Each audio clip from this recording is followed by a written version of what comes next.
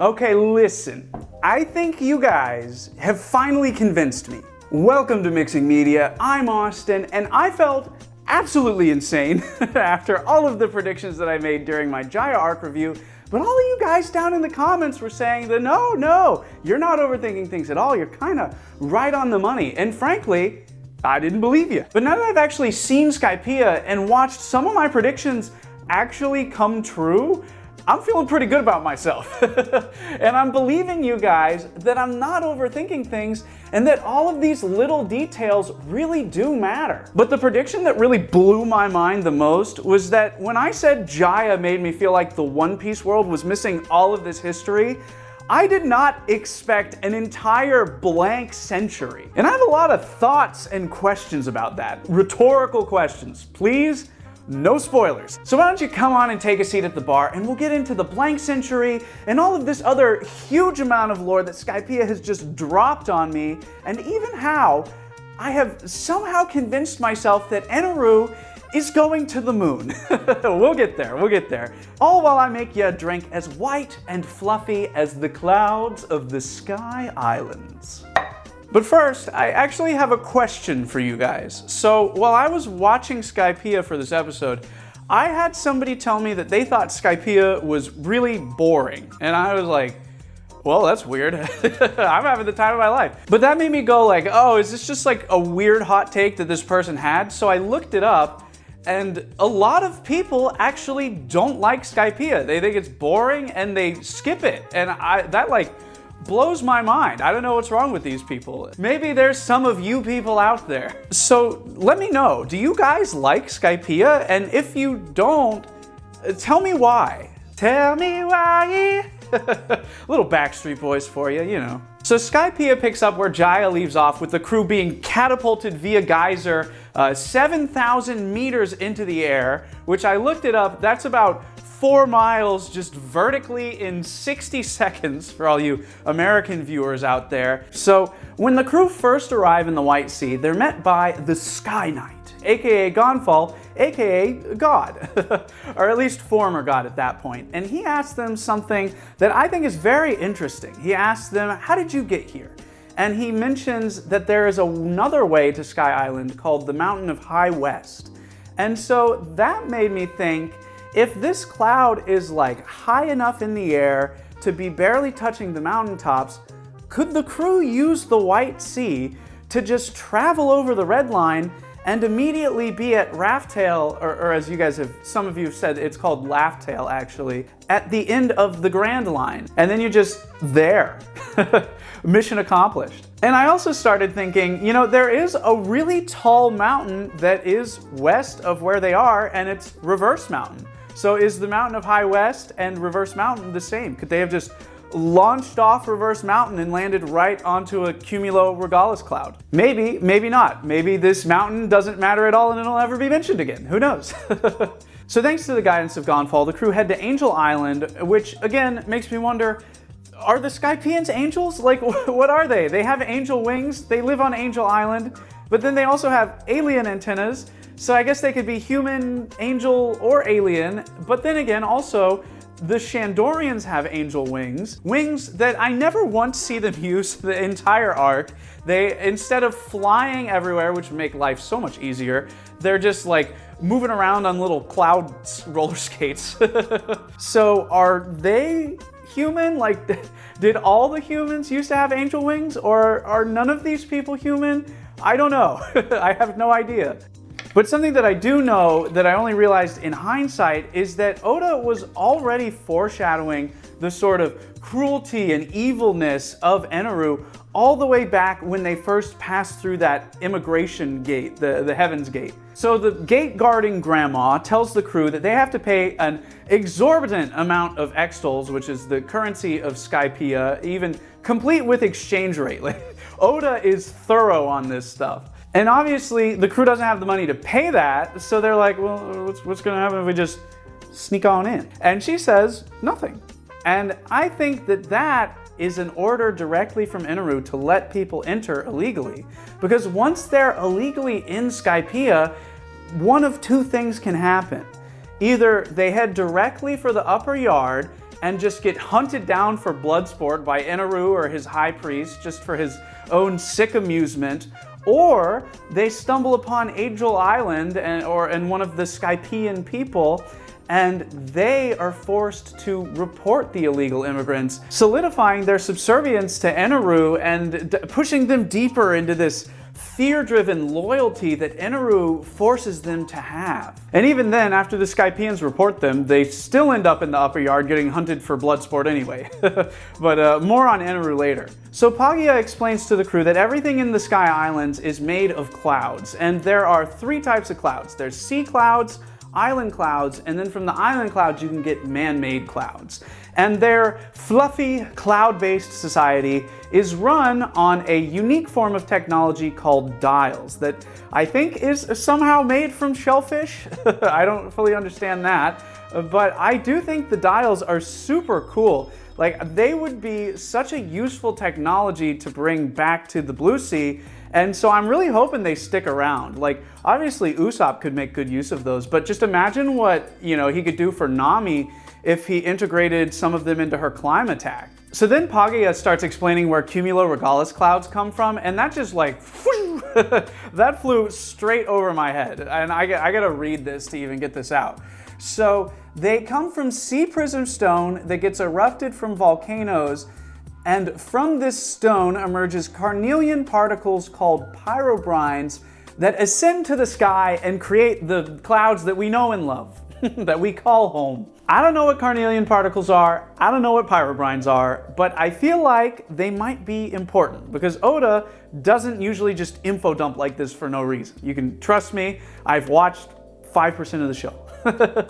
And I think the fact that it's made out of sea prism stone, which is like the ultimate counter to the devil fruit users, makes it feel even more important. Like, this thing is countering these weird fruit that exist in the world, and now it's eroding into a society in the sky. Like, I don't know, there's something going on here with the sea prism stone. Now, as Paglia is dropping all this knowledge on the crew, Nami is out taking the waver, riding it around, much to Luffy's disdain, salty little sea boy, and she stumbles upon real land up in the Sky Islands where everything's supposed to be made out of clouds. And immediately I was like, oh, that's the City of Gold from the Noland the Liar fairy tale. I don't know if that was supposed to not be obvious, but it did kind of fall flat when later Nami puts together the Skypiea and the Jaya map and discovers like, oh, it was the same island. I was like, yeah, you guys didn't know this? I knew this 15 episodes ago. But I will say it did make the name of Mouth Bay make a lot more sense to me. But when Nami arrives at the upper yard, she watches some poor sap get electro-smited by God himself, while Conus is informing the rest of the crew that the upper yard is forbidden land meant for only God himself.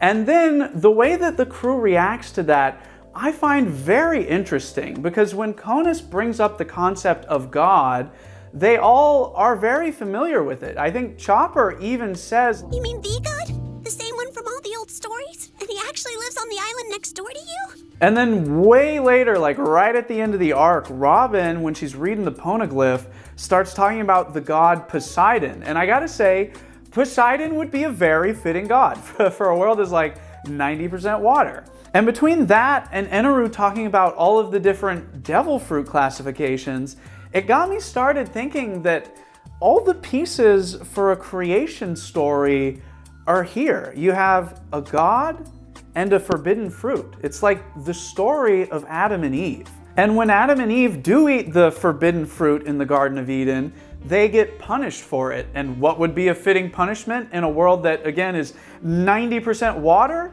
Well, not being able to swim would be a pretty good one. That would be a very fitting punishment to come from a god of the sea like Poseidon. So it makes me wonder if Poseidon is going to play some kind of bigger role in this story, or maybe not. Maybe it's just a one-off mention. Who knows? I keep saying who knows. You guys know. If you're watching this, you probably know. I don't know. Oops. But that does kind of punch a hole in my other theory that the devil fruit were a newer thing invented by the Marines for some kind of biological experimentation. But that kind of got torn up a little bit anyway, because even Wiper is able to look at Luffy and call out that he's eaten a devil fruit, and the Shandorians were launched up into the Sky Islands 400 whole years ago. So unless that was knowledge given to them by the very few blue sea dwellers that make it up there, then it's probably knowledge that was passed down from the generations before, and that devil fruit are probably just older than I think they are. But going back to the devil fruit classification system, Wiper and Eneru, who both seem weirdly well informed on devil fruit classification, are able to look at Luffy and call out that he has eaten a Paramecia devil fruit. And don't ask me why, but I actually knew what a Paramecia was. It's a real-life type of bacteria, and when I looked it up to get some more details, it's an aquatic bacteria, which I mean makes sense in the world of One Piece, that is often used for scientific experiments. So maybe there is something to the experiment theory after all, I don't know. But this did also remind me that back on Drum Island, both Dalton and Chopper were referred to as zone types. So I'm guessing that is the type of devil fruit that turns you into an animal. And then Eneru refers to his own devil fruit as Logia type.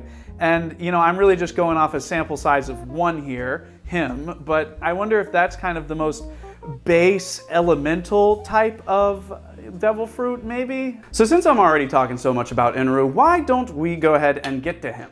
So Eneru is the god of Skypiea, more on that in a second, and as the god he has omniscience, but it's not really because of any sort of godliness as much as it is his devil fruit powers combined with another power called mantra that I am honestly not sure that I fully understand.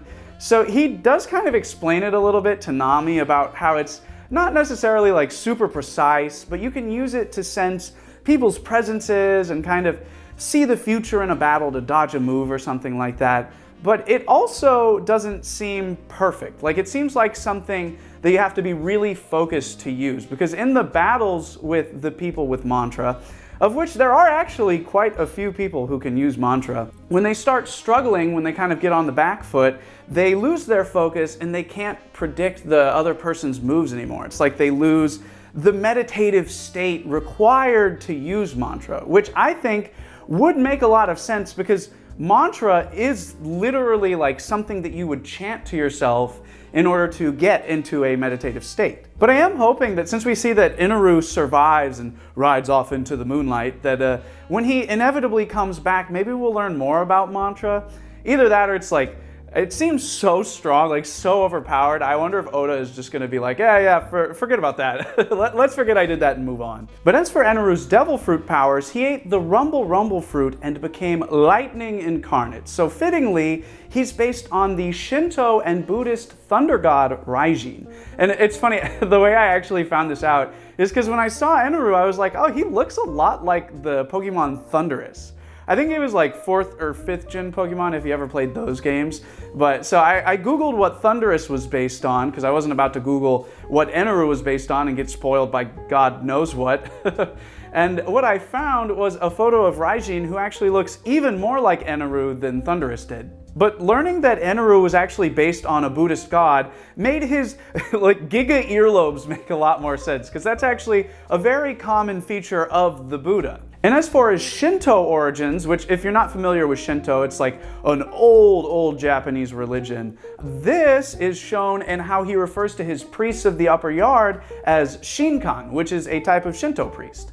And the only reason that I know that he calls them that, because I do watch the dub, is because once again, Crunchyroll does not translate any of the written text on screen, and it drives me insane. But in the mythology, the way that Raijin summons his power is by hitting the taiko drums on his back. So if you were wondering what that loop on Eneru's back with all the little cylinders on it are, those are taiko drums. And you know, side note, if you've never seen a live taiko drum performance, definitely go watch one. It'll rattle your head. And as Eneru is like hitting these drums and summoning these insane electric powers, I can't help but laugh at the fact that like nobody died. Like Pagaya completely electro-smited, absolutely destroyed, but now he's fine. Sanji and Usopp just burnt to a crisp, and then they're up walking around like a few hours later. Like, nobody dies in One Piece. I don't think I've seen anybody actually die yet in One Piece. But remember how I said that his mantra powers are not very precise? Well, so this is where his devil fruit powers come in to fully realize his omniscience here. Because he's able to sense the vibrations of people talking and fill in the gaps of information that he can't get from his mantra, which is really terrifying and allows him to pass himself off as an actual god, even though he's really just a wannabe god, and that's what they call the leaders of Skypiea for some reason. Like, that seems crazy to me. Imagine having to call your president or prime minister god. No, thank you. Though I will say, I think Oda did a great job of portraying him as this, like, omniscient, terrifying, vengeful god, because he has all of his minions doing his bidding. You don't even see this guy for the first half of the arc at least, and yet he's still just this big, terrifying and looming presence, which is so completely opposite from how he laid out the story in Alabasta with Crocodile. Because, from like episode 1, you're following Crocodile doing all this evil stuff and your animosity towards him is growing, but Eneru stays shrouded in mystery. He's off in the shadows doing all sorts of evil stuff, and it makes the reveal of him all that much more powerful. It was a great change of pace, and I really appreciate that Oda is really not just kind of copy-pasting all of these arcs. They're completely differently written. Well, except for the final battle, I am noticing a formula start to emerge for like the final battles that I saw in like Little Garden, Arlong Park, Alabasta, and now Skypiea, where Luffy kind of has to get locked away somewhere, sectioned off for a little bit before he comes back and actually like quickly defeats the bad guy in the final battle. And I think he does this for a few reasons. I mean, first, it allows each of the crew members to kind of get their own time in the spotlight and to grow and improve their skills by fighting such a strong enemy. And then when they inevitably lose to said strong enemy, it just really emphasizes just how strong the bad guy is, which then further emphasizes just how strong Luffy is when he just like shows up and rocks him. I'll ring you along with the bell! And I think that's really at the center of all this. I feel like Oda is maybe struggling a little bit with just how strong he made Luffy this early on in the show. So he has to kind of just stash him away somewhere so he doesn't immediately plow through the bad guy before the story really gets a chance to play out. And I am hoping that we get some more variety than this, but at the same time, I don't really know that it's making me enjoy it any less, because I do really like seeing each of the crew members get their time in the spotlight, and the ways that Luffy gets stuck are just so funny and completely ridiculous. Like, let's not forget about Luffy's mega neck from Arlong Park. And then this time around, getting stuck in the snake and just like piloting it like a mech as he beats on the walls trying to escape for what had to have been like 10 episodes. And I love how even this like random giant snake gets a very detailed backstory in the Noland the Liar fairy tale. So let's go ahead and get into that. So the real life Noland was actually a famous explorer and botanist who stumbled upon Jaya right as they were on the verge of being wiped out by a plague called tree fever. And as they're about to make a human sacrifice to help cure the disease, Noland stops them and shows them the cure and saves them from being wiped out. And in saving the Shandorians, Noland becomes very close with their lead warrior Calgutta, who actually turns out to be the father of the girl who was about to be sacrificed to a giant snake. A giant snake that turns out is the grandfather of the snake that Luffy is trapped in 400 whole years later. And we actually get to see the snake that Luffy is trapped in when it's just a child. And as Calgutta and Noland's friendship grows, this snake also becomes close with them and grows along with their friendship, and I think becomes this very beautiful symbol of the lasting power of their friendship, because even when these two men are gone, their friendship lives on through this snake that witnessed it all. Now back to the story, obviously the Shandorians are very grateful to Noland for saving them, so they show him their biggest secret, the City of Gold. And when eventually Noland has to leave, he promises Calgutta that he will return and see the City of Gold again. Only that never actually happens, because a year before Noland arrives, the knock-up current launches the upper yard into Skypiea. And honestly, I think this is probably the least tragic way this story could have gone. Because when Noland returned to wherever exactly he came from and tells the king about the City of Gold, I think it's really apparent that the king has some very bad intentions for Shandora. Like, he's gonna go and pillage it for everything that it's worth. And I just don't know how Noland could be so naive to this. But just think of how much worse it would have been if the Shandorians had still been there when Noland got back and realized that even if it was by accident, Noland had betrayed them. And this also means that, you know, no matter what happened, the Shandorians were kind of screwed. You know, either they get pillaged by Noland's king, or they get shot up into Skypiea and get colonized by the Skypieans. The future was not looking bright for them either way. And all of this is a pretty obvious real-world parallel to the situation that the Native Americans found themselves in when they were being colonized by the European settlers. And that's why the Shandorians kind of look the way that they do and they dress the way that they do. But the interesting thing here is that Oda actually reversed some of the things that the Native Americans went through in the real world. For example, when Noland arrives, he cures the Shandorians' diseases. Well, in the real world, things did not go nearly that well, to say the least. And then later on, we see Noland introduce the Shandorians to the pumpkin plant, which was actually something the Native Americans introduced to the European settlers, not the other way around. And in doing so, they hugely contributed to the survival of those European settlers, who then figured out actually how to make beer out of those pumpkins to bring it back to the bar. But I guess this does make some sense given that Noland was a botanist, but I think the real reason that Oda does this is to kind of build up Noland as this friend of the Shandorian peoples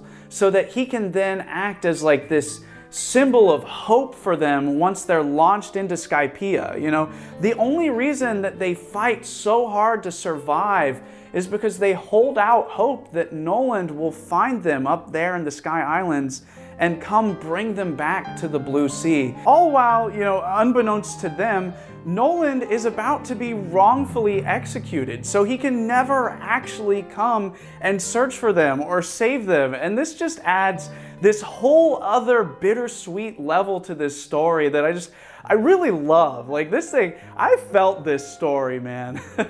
Now, fast forward 400 years, and things are still looking pretty grim for the Shandorians. They have long been kicked out of their land, and they are desperate to get it back from the Skypieans. So when the crew shows up and starts wreaking havoc, they take this as their opportunity to launch a full-scale invasion led by, like, the poster boy for generational trauma, Wiper. So this triggers a giant battle that is just, like, absolute chaos, and I loved it. Like, the crew is constantly getting split up. Half of them get sent to the sacrificial altar, and then the other half have to go through, like, the ordeal of balls to get to them. And then, as soon as they're right back together, they decide to split up again as the Shandorians invade and Eneru releases the Divine Warriors. Like, it is just all-out war in this forest. And this is when the crew finally start battling all the different priests of the upper yard. And I gotta say, I didn't really care about any of the priests. You know, they just felt like more boring, bland versions of the Baroque Works agents from the Alabasta saga. Though I will say, the Ordeal of Ball guys and his brothers were definitely the worst. So while everybody else is off fighting the priests, Robin's just kind of walking around doing her archaeologist thing, and she discovers a monument to Shandora that's dated from 402 SE. And so that made me wonder, like, what does SE stand for? Maybe like sea era or something? Like, was there a time before there was a bunch of ocean and then maybe like the god Poseidon kind of flooded the earth and that reset the years or something. That's really just a guess, but as Robin is reading this monument, she learns that Shandora was at its peak 1100 years ago, which is a long time ago, but you know, if you think of it in like real world time, 1100 years ago, we were in the Middle Ages, and we have a ton of history from that period of time. So it really gets you wondering, like, what happened to all of their history? And do they even know anything about their ancient history, you know, from like tens of thousands of years ago? And we do get some answers on that as Robin actually finds the City of Gold hidden beneath the clouds. But before she can really go exploring, she has to take down one of Eneru's aides. And I gotta say, watching her fight this aide, or just like using her devil fruit powers in general this arc, they are just so insanely useful. She can use them to like see things or to reach things really far away, or she can like grow arms out of her arms and create a rope to pull people up, or just grow feet out of the people and allow them to walk to safety even if they're incapacitated. Like, she just seems so ridiculously strong. I don't understand how Crocodile almost killed her in Alabasta. So after making quick work of the priest, Robin heads down into Shandora and discovers a poneglyph that kind of chronicles the history of Shandora and how the city fell 800 years ago in order to protect their poneglyph. And then Robin mentions that this time lines up with the blank century. So this is the first that I was hearing of the blank century, but having 100 years of lost history makes a lot of sense, adds a lot of explanation for why things are the way they are in the One Piece world. But it does make me wonder, who is going around and actually erasing this history? Like, I guess my first thought is the Marines, but I just don't know that they existed 800 years ago to do something like this. Though it would make sense, because by erasing history and erasing knowledge, it would make it a lot easier to control people via world government like they do now. And for that matter, who created the poneglyphs? Like, part of me wonders if maybe it was Robin's ancestors or something, because she seems to be one of the very select few people that can actually read the poneglyphs. I know she's an archaeologist, but I don't think that reading poneglyphs is something you can just learn in archaeology school, you know? And for her, it feels more personal anyway. Like, she feels truly desperate to find the Rio poneglyph and liberate this lost history. And I really hope we learn why soon. Like, I really want her backstory, because she's great. She's shaping up to be one of my absolute favorite characters. So after reading the poneglyph, Robin discovers that Eneru has actually taken all of the gold out of the City of Gold. And at first I thought this didn't really make sense with Eneru's character, because he's never been particularly materialistic. Like, he doesn't want things, he wants power.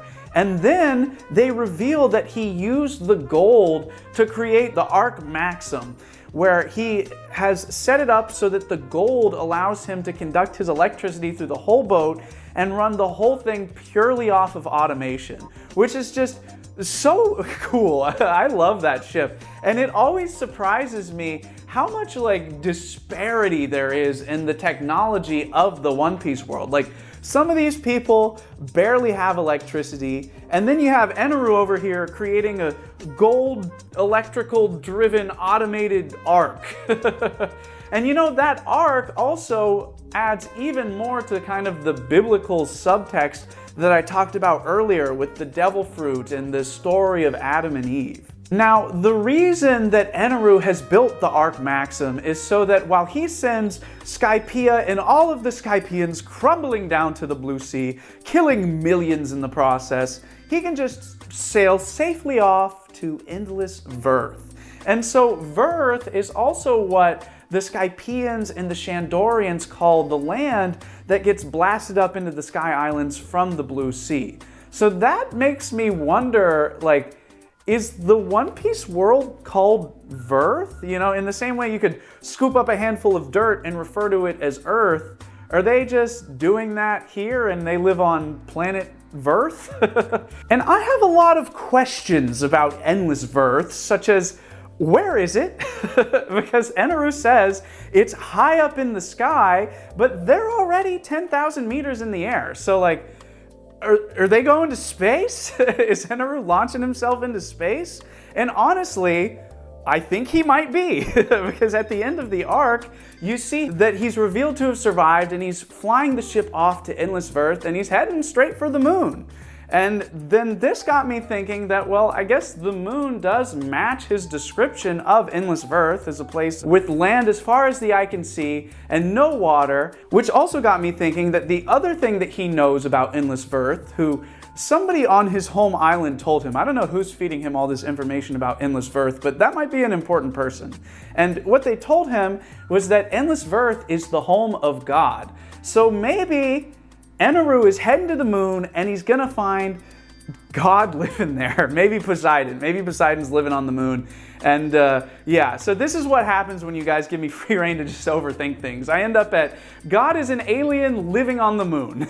Moving swiftly along from that. So I know a lot of you guys were surprised that I didn't really care for Luffy's final fight with Crocodile, and that I said it felt anticlimactic and just kind of messy, honestly. Like there was so many different things going on during that fight, but I didn't feel that way at all with Luffy's fight with Eneru. It was such a fantastic fight, and you know, every little plot thread that Oda had spun all came together into this final, like, super climactic battle.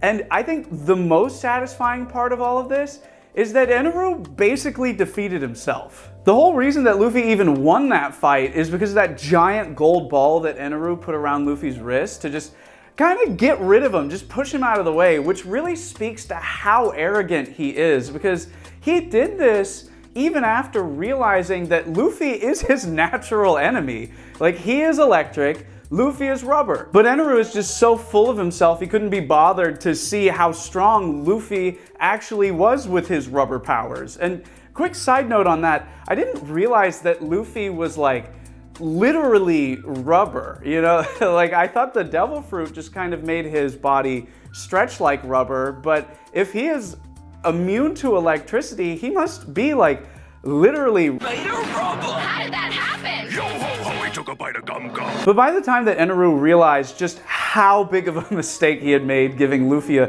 2-ton electrically conductive wrecking ball, it was already way too late, because Luffy was just slingshotting this thing at him, not even at him, like through him, straight into that golden bell, and that was just so satisfying finally seeing that bell rung, because there were so many people that were so desperate to hear it ring, and everybody that did need to hear it got to hear it. Let it ring!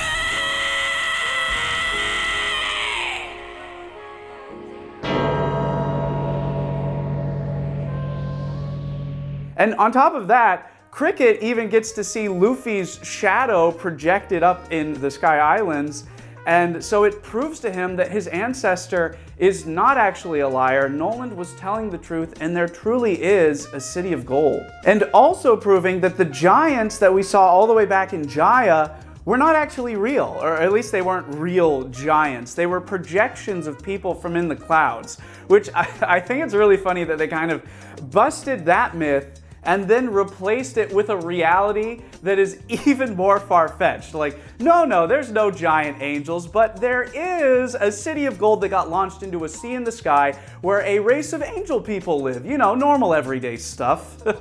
So with Luffy having thoroughly smashed Eneru, the Shandorians and the Skypieans can finally find peace and recover their gold bell. And I completely forgot that there was actually a poneglyph embedded in that bell. So when Robin finally goes to read this, she discovers it holds the location to an ancient powerful weapon named after the god Poseidon. So I guess there's a lot of these like world-ending ancient weapons floating around, because we got Pluton and we got Poseidon, and you know, it makes me understand now why so few people can read the poneglyphs. So people aren't out here finding these weapons and triggering the apocalypse.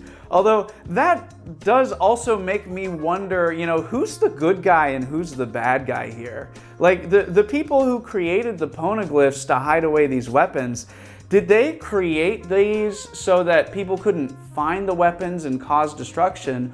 Or did they create these so that they could keep these weapons to themselves or for themselves and use them whenever they want to? And then also, you know, they mention in the Shandorian history that they had to defend their Poneglyph 800 years ago from someone trying to destroy it. And you know, at first it seems like these guys are the bad guys, but what if they came in to destroy the Poneglyphs just to remove any trace of these weapons, to make them forever lost? They might be the good guys here, I don't know. And you know who might have that answer? Gold Roger, because he carved a little I was here message on the side of this ancient artifact. And when Robin reads it, she realizes that he too was after the real Poneglyph and trying to uncover all that lost history of the blank century. And again, it's just like, how does he know how to read the Poneglyphs? Like, who is out here teaching people to read the Poneglyphs? And it also makes me think the fact that he was there and the Straw Hat crew was there, I'm pretty sure the log pose they got from that lighthouse guy all the way at when they first arrived at the Grand Line is kind of taking them on the same route that Gold Roger went on, and that guy was a part of Gold Roger's crew. I'm really starting to believe that theory. And I think it's pretty fitting that Luffy would kind of walk in the same footsteps as Gold Roger, because I'm pretty sure they're related somehow. I mean, they don't have the same last name, but they do share the D middle initial, as Gonfall points out. And he also says that Gold Roger came through there about 20 years ago, which was honestly more recent than I thought. I think I'm a little fuzzy on when exactly Gold Roger was going around and doing everything, but 20 years ago would make him possibly Luffy's grandpa, or maybe great-grandpa, possibly. And I'm sure that's something I'll find out as the crew depart Skypiea and continue their adventures down the Grand Line. And I gotta say, I think this is definitely my favorite saga, maybe even favorite arc so far. And I still just like, I don't get it. Like, why do people not like this arc? Do they not care about the lore? For me, the lore is like the best part of One Piece. But either way, there is actually one arc left in this saga, the G8 arc, which is technically filler, and I don't usually review the filler, but I got a lot of comments on my Jaya video of people saying just how good G8 was. So let me know down in the comments if you'd like to see me review G8. Otherwise, I will just stick to the canon stuff like Skypiea, whose clouds are as white and fluffy as today's cocktail, the White Lady. Not the White Lady, but the White Lady. And the reason this cocktail is so light and fluffy is because it uses an egg white. And people always get really weirded out when they see me dump some raw egg into a cocktail. But trust me, this is a super standard practice in bartending, and I have not once seen anybody get sick from it. That's not a guarantee, but it is a risk that I'm willing to take for the wonderful mouthfeel and texture that an egg white adds to the gin, orange liqueur, and lemon juice that make up the rest of this wonderful summer cocktail. So don't worry about it, just drink up. Cheers. You know, for this One Piece series, I was originally making cocktails that historically real pirates actually made and drank, but I didn't consider the fact that One Piece is very long and the pirates just did not make that many cocktails because they were, well, pirates and not bartenders. And that actually reminds me, it's been a while since I last called this out, but if you want to make any of these drinks that I make on the channel, I always leave the full specs down in the description. And you know, you don't need all of the equipment that I use to make yourself a fancy, delicious drink like this. All you really need is some measuring spoons and some kind of leak-proof container that you can shake in. And that's it. It's that easy. That's my spiel. And with that, I'm Austin. Thank you so much to all my Patreon subscribers. And if you would like your name in the credits, you can head on over to my Patreon. The link for that is down in the description too. And while you're down there, like, subscribe, all that good stuff. And I will see you here next time on Mixing Media. Bye-bye. Tastes like a cloud.